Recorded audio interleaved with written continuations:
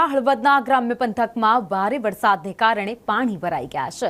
રાયસંગપુર ગામે ખેડૂતોનો પાક પાણીમાં ગરકાવ થયો છે। ખેતરમાં કપાસ, મગફળી સહિતનો પાક હતો એ પાણીમાં ગરકાવ થઈ ગયો છે।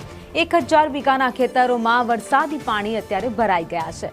વરસાદી પાણીનો નિકાલ ન હોવાથી ખેડૂતોને ભારે મુશ્કેલી વેઠવી પડી રહી છે। તો હાલમાં વરસાદી માહોલ રાજ્યભરમાં જોવા મળી રહ્યો છે, ત્યારે હળવદમાં પણ ધોધમાર વરસાદ વરસ્યા બાદની સ્થિતિ આપ જોઈ શકો છો, જેમાં ખેડૂતોને પારાવાર મુશ્કેલી વેઠવાનો વારો આવ્યો છે, કારણ કે પાક તો વાયો હતો પરંતુ પાણી ત્યાં ખેતરોમાં ભરાઈ ગયા છે।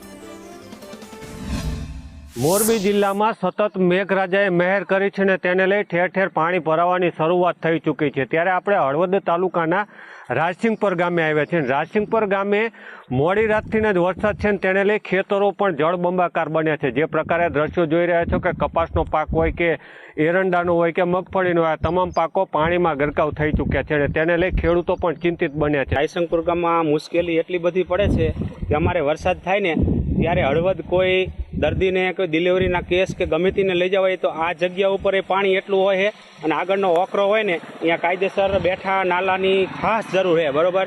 જો આ બેઠું નાલું ન કરે ને એટલે ગમે તેવો કેસ અમારો ગંભીર હોય તો એ ચૈથીને અમારે હળવદ જવું હોય તો જઈ શકતા નથી। વારંવાર અમે આ આગળ તંત્રને જાણ કરી પણ હજી લગીને કોઈ જ આના પગલાં લેવાના નથી। 1000 વીઘા જમીન આવી પડતર રહી છે, પાણી જેવડા ભરાય છે, બરાબર, કેમ કે આગળ કોઈ નિકાલ જ નહીં પાણીનો। કયા કયા પાકમાં નુકસાન? અત્યારે જાજુ મગફળી, કપાસ, આ બેમાં વધુ એમ મોટું વાવેતર જ અમારે કપાસ અને મગફળીનું જ છે। તમે રજૂઆત કરો છો તો તંત્ર શું કહે છે? તંત્ર કોઈ જવાબ જ નથી દેતું અમને કોઈ દી, બરોબર। એમ કહે થઈ જાય છે, જો રાજકારણી આવે ત્યારે એમ જ કહે તમારું થઈ જાય છે, બરાબર। હજી લગીને આ ઓકરાના લગભગ છેલ્લા 10 વર્ષથી આમ નામ જાણ કરી, હજી લગીને કોઈ પગલાં લેવાના નથી। તો આ ખરેખર રાજસિંગપરની સ્થિતિ છે કે 1000 વીઘામાં પાક નિષ્ફળ જવાને આરે છે, પરંતુ તંત્ર ક્યારે જાગશે, પાણીનો યોગ્ય નિકાલ ક્યારે કરશે અને સાથે જ અહીંથી જે વાહન ચાલકો પીડાઈ રહે છે ત્યારે તેઓને ક્યારે અહીંયા સારી સુવિધા મળશે, આ તમામ પ્રશ્નો જોવા મળી રહ્યા છે। જગદીશ પરમાર, સંદેશ ન્યૂઝ, મોરબી।